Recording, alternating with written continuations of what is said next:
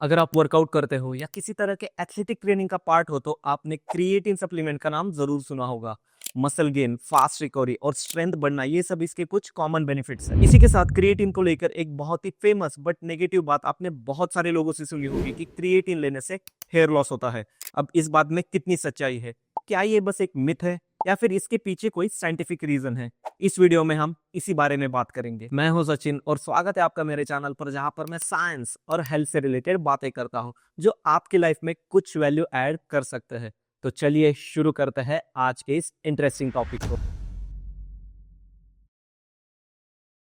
सबसे पहले शॉर्ट में ये समझ लेते हैं कि क्रिएटिन चीज क्या है और ये हमारे बॉडी के अंदर करता क्या है। आप सबको तो पता ही होगा कि हमें कोई भी फिजिकल एक्टिविटी करने के लिए एनर्जी की जरूरत होती है और ये जरूरत और भी बढ़ जाती है जब हम इंटेंस फिजिकल एक्टिविटी जैसे वेट लिफ्टिंग, स्प्रिंटिंग या हेवी वर्कआउट करते हैं। तब इस एनर्जी की जरूरत को पूरा करने के लिए हमारी बॉडी एटीपी यानी एडेनोसिन ट्राइफॉस्फेट का यूज करती है। लेकिन ये एटीपी हमारे मसल्स में लिमिटेड क्वांटिटी में स्टोर होता है, जो कि हमें कुछ समय तक ही एनर्जी दे सकता है। पर जब हम इंटेंस फिजिकल एक्टिविटी करते हैं तब हमारे मसल्स एनर्जी के लिए इस एटीपी को जल्दी ब्रेक करना स्टार्ट कर देते हैं, जिस वजह से ये एटीपी टूटकर एडीपी यानी एडेनोसिन डाइफॉस्फेट बनता है, जो कि हमें एनर्जी नहीं दे सकता। और एटीपी का स्टॉक लिमिटेड होने की वजह से हमारे मसल्स में एनर्जी प्रोडक्शन थोड़ी देर बाद रुक जाता है और हम वर्कआउट करते समय फटीग फील करने लगते हैं। और यहीं पर क्रिएटिन का रोल आता है। एटीपी ब्रेकडाउन के बाद जो एडीपी बच गया था, क्रिएटिन उसे अपना एक फॉस्फेट ग्रुप डोनेट कर देता है, जिस वजह से एडीपी वापस से एटीपी में कन्वर्ट हो जाता है और हमें फिर से एनर्जी देने लगता है,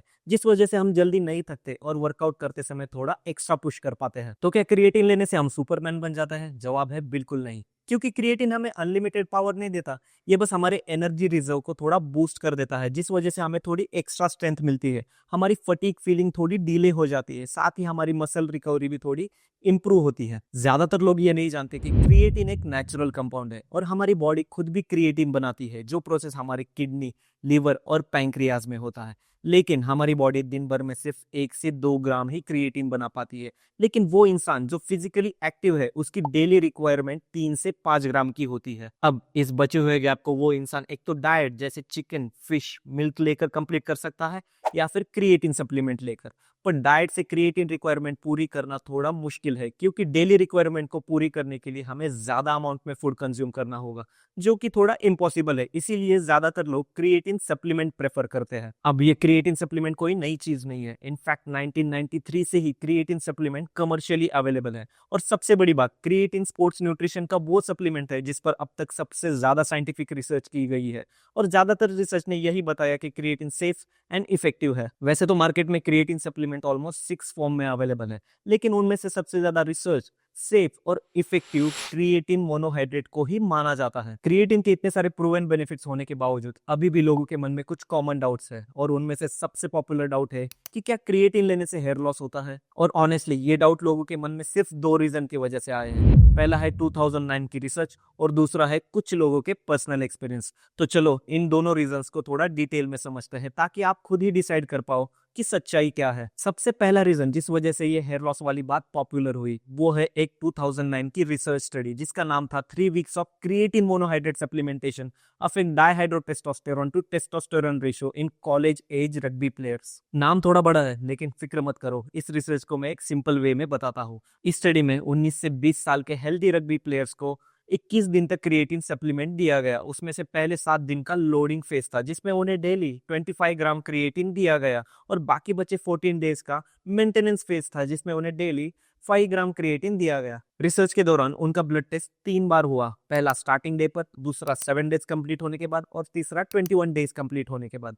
उनके ब्लड टेस्ट के रिजल्ट्स में ये देखा गया कि 7 डेज होने के बाद उन रग्बी प्लेयर्स का डीएचटी यानी डाइहाइड्रोटेस्टोस्टेरोन का लेवल बेसलाइन से 56% ऊपर था, और 21 डेज होने के बाद भी उनका डीएचटी लेवल 40% से ऊपर ही था। और यही से कंफ्यूजन स्टार्ट हुआ, क्योंकि डीएचटी मेल पैटर्न बाल्डनेस का मेन कल्प्रिट है। ये वो बाल्डनेस है जो जेनेटिक्स की वजह से आती है, जिसे एंड्रोजेनिक एलोपेसिया भी कहा जाता है। अब वो लोग जो जेनेटिकली हेयर फॉल के लिए सेंसिटिव होते हैं, उनमें अगर डीएचटी का लेवल बढ़ जाए तो उनका हेयर फॉल और भी बढ़ जाता है, क्योंकि उनके हेयर फॉलिकल्स डीएचटी के लिए ज्यादा सेंसिटिव होते हैं। तो जब डीएचटी उन हेयर फॉलिकल्स तक पहुंचता है, वो हेयर फॉलिकल्स श्रिंक होने लगते हैं, जिस वजह से बाल पतले होना, हेयर ग्रोथ साइकिल का स्लो हो जाना और हेयर फॉल परमानेंट होना जैसे प्रॉब्लम क्रिएट होने लगते हैं।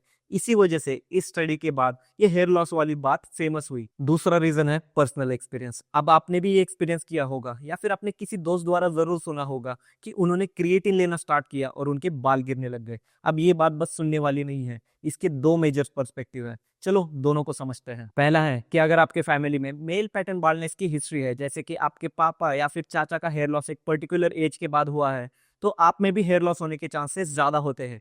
ये पूरी तरह से जेनेटिक होता है और डीएचटी हार्मोन ही इसके पीछे का मेन रीजन है। और जो रिसर्च हमने पहले देखी वो भी यही बता रही थी कि क्रिएटिन लेने से डीएचटी हार्मोन बढ़ता है।